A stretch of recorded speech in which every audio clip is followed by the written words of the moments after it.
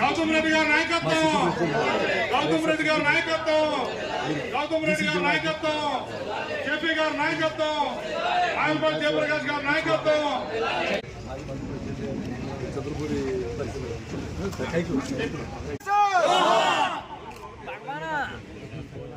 వదిలాలి YSR Congress party, వదిలాలి YSR Congress party, వదిలాలి YSR Congress party.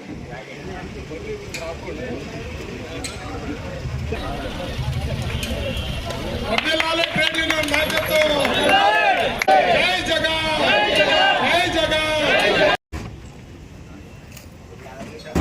వదిలాలి వైఎస్ఆర్ ట్రేడ్ యూనియన్, వదిలాలి వైఎస్ఆర్ ట్రేడ్ యూనియన్. జై జగన్, జై జగన్, జై జగన్, జై Jagan.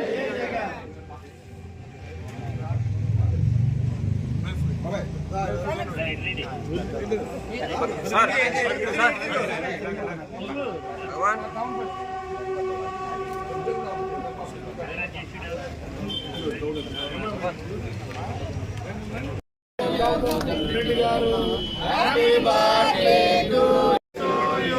Gautam Reddy garu happy birthday to you. కార్మికుల తరపున పోరాడతా సుమారు 40 సంవత్సరాలు అప్పుడు వచ్చేవాడిని. నేను మెడికల్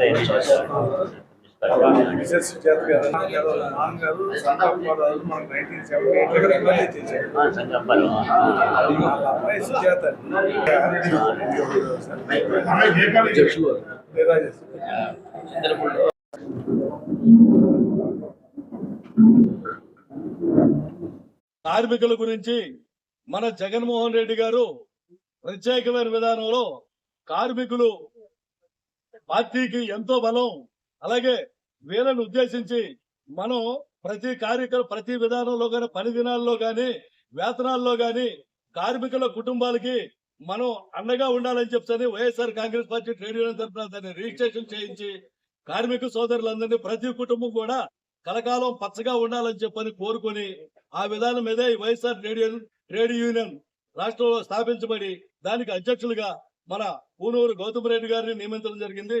దాంట్లో భాగంగా మన పూనూరు గౌతమ్ రెడ్డి గారు ఎల్లవేళలా ఈ కార్మికుల విధానంలో అనునిత్యం ప్రతి విషయంలోనూ పోరాటం చేసి ప్రతి సబ్జెక్ట్ లోని అలా ఆటో కార్మికుల గురించి కానీ, అలాగే బిల్డింగ్ కార్మికుల విధానంలో కానీ ప్రతి విషయంలోని మన గౌతమ్ రెడ్డి గారు పోరాటం చేసి వాళ్ళ గురించి అనేక రకాల మార్పులు తీసుకొచ్చి వాళ్ళ కుటుంబాలు పచ్చగా ఉండాలని చెప్పని కోరుకునే వ్యక్తి.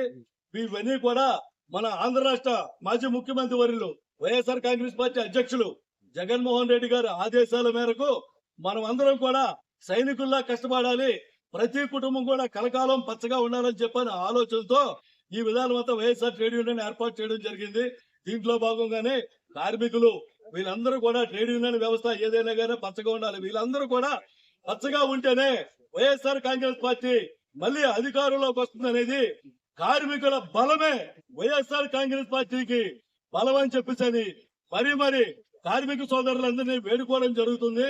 కార్మిక సోదరులారా, అలాగే మన వైఎస్ఆర్ కాంగ్రెస్ పార్టీని జగన్మోహన్ రెడ్డి గారిని అధికారంలో తీసుకురావడానికి, అలాగే మన ఏ నియోజకవర్గ ఇన్ఛార్జీలను అయితే మన జిల్లా ప్రెసిడెంట్ గారు ఎవరైనా సరే జగన్మోహన్ రెడ్డి గారు, అలాగే మన పార్లమెంట్ ఇన్ఛార్జి వర్యులు గాని ఎవరికి మన జగన్మోహన్ రెడ్డి గారు నియమించిన విధానంగా ప్రతి ఒక్కరిని మనం గెలిపించి వైఎస్ఆర్ కాంగ్రెస్ పార్టీ గెలుపుకు రావడానికి, జగన్మోహన్ రెడ్డి గారు అధికారంలో రావడానికి మనం అందరం సైనికుల్లా కష్టపడాలని చెప్తాని కోరుకుంటూ ఈ అవకాశం నాకు ఇచ్చిన పెద్దలందరూ కూడా ధన్యవాదాలు తెలియజేసుకుంటూ సెలవు తీసుకుంటాం.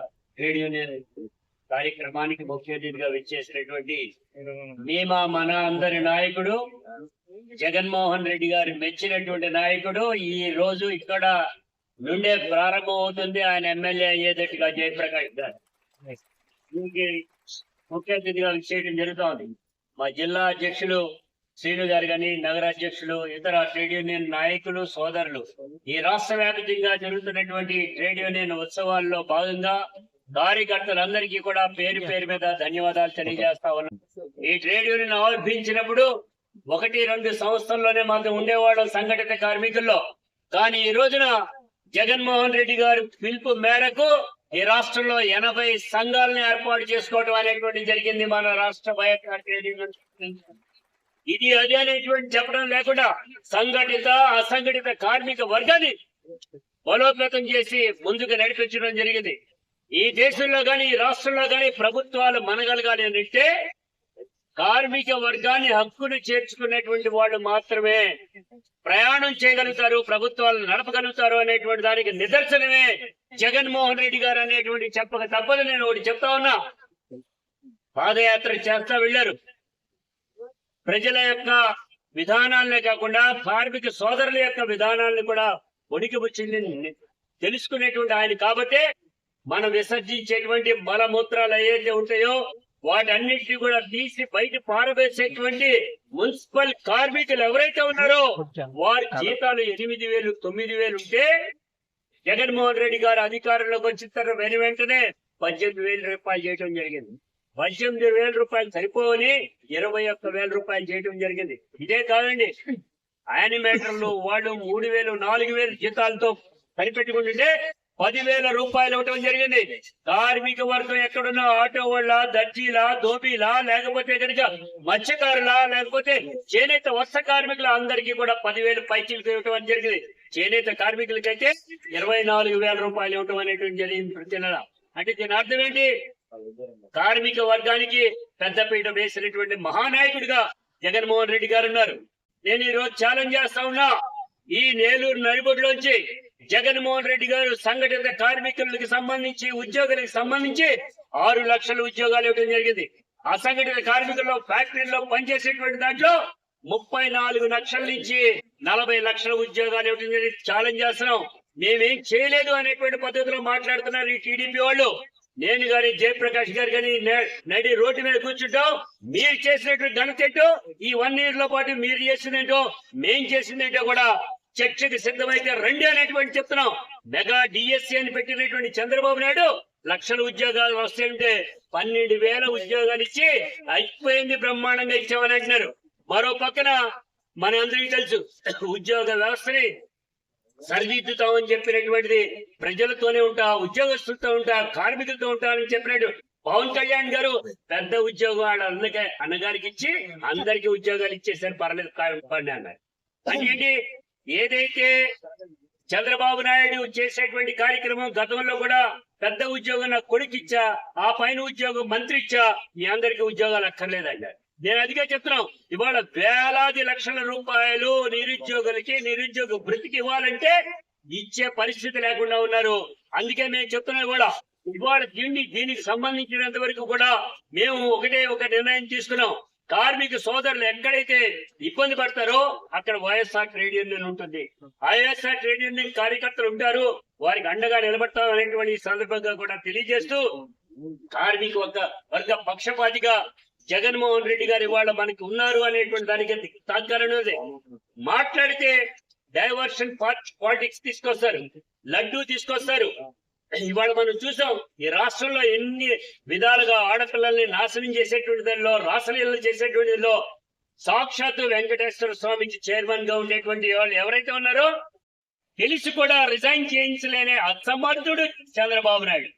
నీకంటే పెద్ద చవటాయని అన్నట్టుగా మన పవన్ కళ్యాణ్ గారు వాళ్ళ ఎమ్మెల్యే కూడా డైరెక్ట్ గా అమ్మాయి వచ్చి వీడియోస్ అన్ని కూడా చూపిస్తే వాళ్ళని కూడా సస్పెండ్ చేయలేనటువంటి పరిస్థితిలో ఉన్నారంటేనే ఇన్ని జరుగుతున్నా కానీ బిఆర్ నాయుడు అనేటువంటి వాడిని రాజీనామా చేయించలేని అసమర్థుడు చంద్రబాబు నాయుడు అనేటువంటి చెప్తున్నాం.